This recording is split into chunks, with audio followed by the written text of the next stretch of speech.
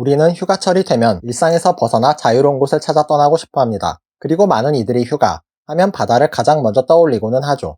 청명한 날씨에 따갑게 내리쬐는 햇빛, 적당히 시원하게 불어주는 바람과 잔잔히 치는 파도를 보고 있으면 절로 힐링이 되고는 합니다. 그런데 많고 많은 지역 중 왜 하필 바다가 떠오르는 것일까요? 휴가 하면 바다라는 공식은 대체 언제부터 생긴 것이고 우리는 언제부터 휴가를 떠나기 시작했을까요? 오늘의 호기심, 바로 바캉스입니다. 현대사회에는 휴가를 즐기는 다양한 방법이 있습니다.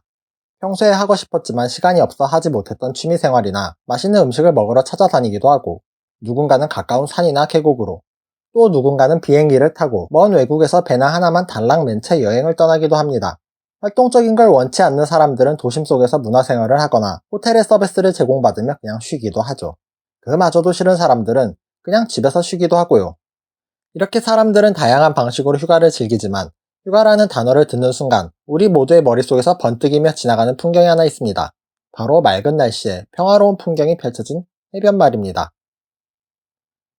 우리 인류가 처음으로 휴가를 즐기기 시작한 순간이 언제인지 정확히 알 수는 없지만, 사학자들은 고대 그리스를 그 출발점으로 보고 있습니다.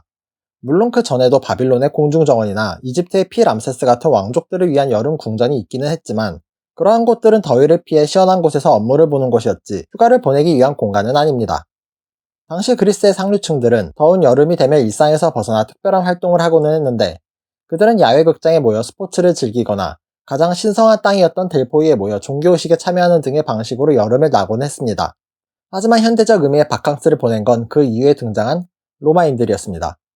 오스트레일리아의 역사학자 토니 페로테의 주장에 따르면, 기원전 2세기경 로마의 귀족들 사이에서는 여름을 나기 위한 별장을 소유하는 것이 상류사회에 들어가기 위한 필수 조건이었고, 서민들 역시 여행을 다니며 휴가를 즐기고는 했다고 합니다.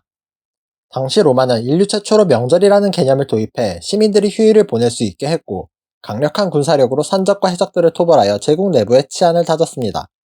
사실 안정적인 세금 조달이 주 목적이기는 했지만, 그 덕분에 로마의 시민들은 안전하게 제국 전역을 다닐 수 있었고, 제국 내의 유동 인구가 증가하며 각 지역에서 숙박업과 레스토랑, 관광 가이드가 성행하게 되었죠. 그렇게 발전한 인프라를 통해 당시 로마인들은 명절을 이용해 휴가를 다녀오거나 아예 1, 2년씩 장거리 여행길에 오르기도 했습니다. 뿐만 아니라 그리스의 지리학자 파우사니아스가 그리스 이야기라는 책을 집필하였는데, 이 책은 이후 로마 사회에서 가이드북의 표준이 되기도 하였습니다. 이렇게 로마인들이 즐기던 휴가는 로마 제국이 무너지고 중세에 접어들며 흔적조차 없이 사라지게 됩니다. 로마 제국이 제국 전역에 깔았던 길은 보수관리가 되지 않아 점차 엉망이 되고, 도적들이 다시 출몰하기 시작하며 치안 역시 엉망이 되어버렸죠. 더군다나 중세 유럽에서 절대 다수를 차지하던 피지배계층인 농노들에게는 거주 이전의 자유조차 없었습니다. 영지에 소속된 농노들은 영지의 주인인 영주의 소유물 개념이었기에 사실상 가축과 다를 바 없는 존재였었으니 휴가 같은 건 꿈도 못 꾸는 게 당연한 상황이었죠. 당신은 여행객이라고 해봐야 결혼을 하러 다른 마을로 가는 사람들이나 순례자들, 아니면 세금 징수원이나 상인 정도가 다였습니다.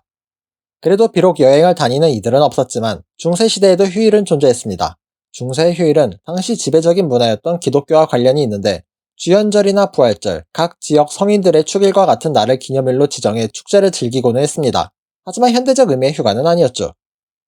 중세시대의 해가 저물고 새로운 시대의 해가 떠올랐지만 달라지는 건 별로 없었습니다. 가축과도 같은 농노의 신분에서 자유인이 되었다는 차이만 있을 뿐, 길은 여전히 불편했고 산적들 역시 여전히 여기저기에서 들끓고 있었으니까요. 여행을 다니는 사람이 없으니 관련 인프라 역시 형편없으면 말할 것도 없었죠. 여행자들을 친절하게 안내해줄 가이드나 가이드북 역시 말할 것도 없고, 어쩌다 하나씩 있는 여관마저 숫자도 적은 데다 시설 또한 형편없어 여행자들은 서로 모르는 사람끼리 싱글 침대를 공유하는 일이 허다한 상황이었습니다.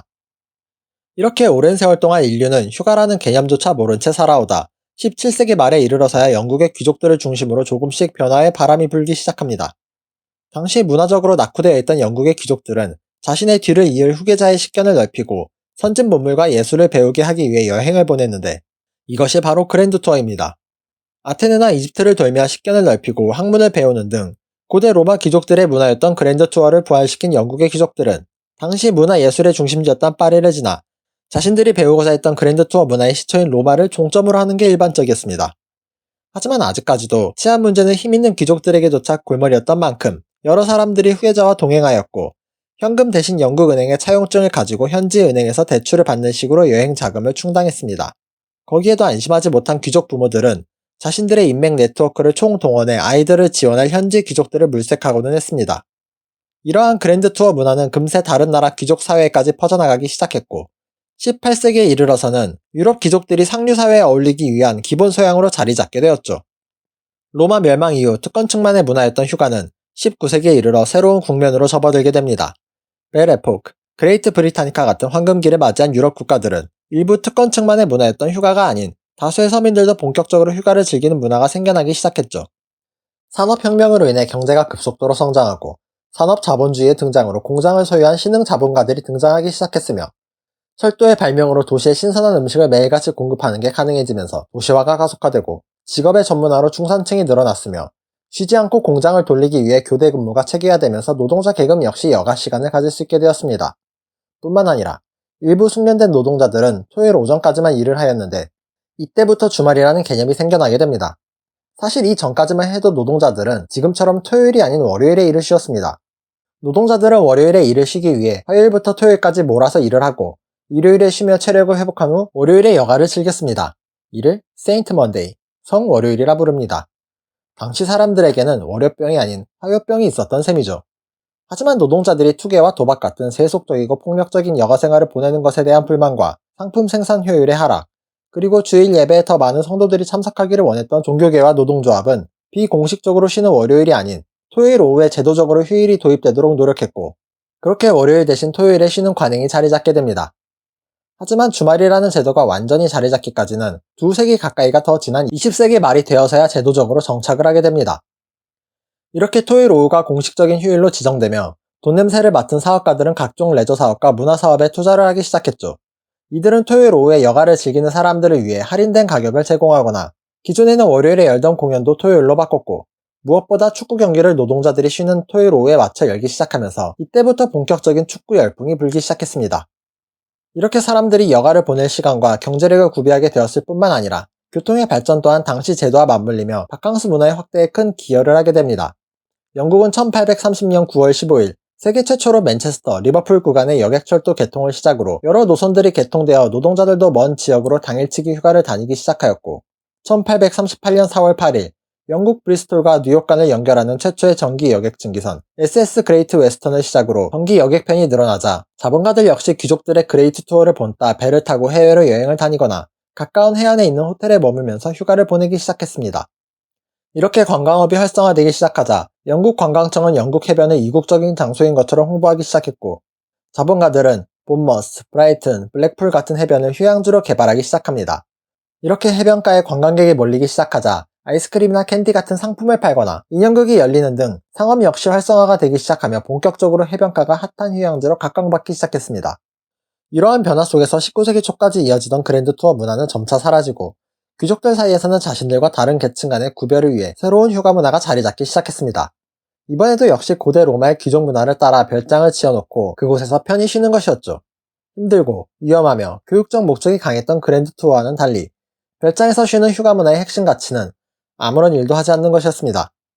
굉장히 고생스러웠던 그랜드 투어와는 다르게 모든 노동이 다른 기관이나 사람에게 제공받는 형식의 이 새로운 문화는 영국과 프랑스를 중심으로 퍼져나갔고, 귀족들은 호화로운 별장의 비용을 감당하기 위해 보통 가문 단위로 별장을 운영하며 각 집마다 휴가 일정을 조율해 돌아가면서 별장에 머물고는 했습니다.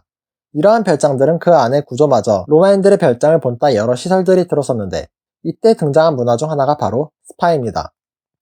19세기의 노동자들에 대한 처우가 많이 달라지기는 했지만 그건 어디까지나 화이트칼라 직원들의 한해서였을 뿐, 블루칼라 노동자들은 매일같이 버는 돈으로 먹고 살기도 빠듯했기에 휴가를 즐길 여유까지는 없었습니다. 기껏 휴일에 시간을 내 간다 할지라도 자신의 고향인 시골로 내려가 농장의 일손을 돕는 것이 다일 뿐 진정으로 휴가를 즐기는 건 아니었죠. 이런 상황 속에서 공장 노동자들을 중심으로 점차 유급 휴가에 관한 요구의 목소리가 커져가게 됩니다. 1903년 독일 양조장협회는 투쟁을 벌인 끝에 1년에 3일간의 유급 휴가를 얻는 데 성공했고, 이후 1936년에는 프랑스가, 38년에는 영국에서 유급 휴가가 도입되었습니다. 이렇게 유럽 각국은 제도적으로 노동자들의 휴가를 보장하고 각 휴양지에는 호텔이나 휴가 캠프가 들어서며 휴가 문화가 유럽 대륙에 자리 잡나 싶었으나 곧바로 2차 대전이 터져버리는 바람에 모든 유럽 국가들은 전쟁의 소용돌이 속으로 빨려 들어갔고 바캉스는 일상에서 사라져버리고 말았습니다. 전쟁이 끝나고 난 후 유럽인들의 일상은 조금씩 회복되고 있었습니다. 바캉스 역시 유럽인들의 일상 곁으로 돌아왔지만 가난한 노동자 계층은 여전히 휴일을 이용해 시골로 돌아가 밭일을 하며 보낼 뿐 휴양지에서의 하루는 여전히 먼 나라 이야기일 뿐이었습니다. 하지만 1950년대에 들어서며 또 한 번 유럽인들의 일상에 큰 변화가 찾아오게 됩니다. 바로 자동차가 본격적으로 보급되기 시작한 시기가 이 시기이기 때문입니다. 내연기관 자동차의 발명 자체는 1886년 독일의 칼 벤츠에 의해 처음으로 세상에 나왔지만 아직은 먼 거리를 가기에는 부족했고 이후 전쟁이 터지며 박살난 경제를 복구하느라 유럽인들은 자동차를 살 여유가 없었습니다. 반면에 미국은 본토가 전쟁의 화마를 피한 덕분에 1908년 포드 모델 T를 시작으로 유럽보다 빨리 자동차가 보급되기 시작했죠. 이렇게 유럽 곳곳에 자동차가 보급되기 시작하며 사람들의 일상은 근본적인 변화를 맞게 되는데 그 이유는 바로 이 자동차들의 구조 때문입니다. 4인 가족이 탑승하기 알맞은 디자인의 자동차들은 대가족 중심의 사회에서 핵가족 중심 사회로의 전환을 촉발시켰고 도시의 노동자들은 어디든 자유롭게 갈 수 있는 자동차를 끌고 고향 시골이 아닌 바다로 향하기 시작했습니다. 이제는 일반 시민들도 19세기 귀족들과 마찬가지로 모든 일에서의 해방이 가능한 지역으로 휴가를 떠날 수 있게 된 것이죠. 이렇게 해변에서 바캉스를 즐기는 이들이 늘어나며 구릿빛으로 그을린 피부는 새로운 부의 상징으로 떠올랐습니다. 오랜 세월 구릿빛 피부는 농장에서 일하는 이들의 상징으로 하얀 피부를 가진 이들이 선망의 대상이었고 부의 상징이었으나 자동차가 보급된 이후로는 휴가를 갈 경제력이 있는 이들과 그렇지 못한 이들로 나뉘며 부를 상징하는 피부색이 뒤바뀌게 된 것입니다. 하지만 인간은 언제나 자신들의 특별함을 드러내기 위해 남들과 구분되길 원하는 종족이죠. 1903년 라이트 형제에 의해 최초의 비행기가 등장한 이후 한동안 비행기는 우편물을 나르는 데만 사용되었습니다. 그러다 1909년 독일에서 설립된 세계 최초의 항공사 델라그에서 1928년 비행선 그라프 제펄린이 43명의 승무원과 20명의 승객을 태우고 세계 일주에 성공하며 본격적으로 상업 비행 시대에 막을 열게 됩니다. 또한 1941년 영국의 캐비넷 제작자 토마스 쿡은 여행사를 설립하며 최초로 패키지 여행을 상품으로 팔기 시작합니다. 그 이후 여행사에서 제공하는 패키지 여행만을 즐기던 사람들은 1990년대 말에 이르러 항공 운수 산업이 발전하고 저가 항공사가 등장하기 시작하자 스스로 여행 계획을 직접 짜기 시작하며 현재에 이르게 됩니다.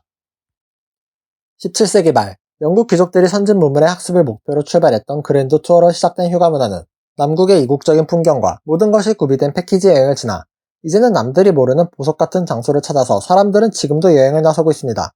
이러한 일련의 흐름들을 보고 있으면 우리 인류가 일상을 벗어나 휴가를 즐기고 싶어하는 건 어쩌면 익숙한 곳을 벗어나 미지를 향해 나아가고자 하는 본능의 발로가 아닐까 하는 생각이 듭니다.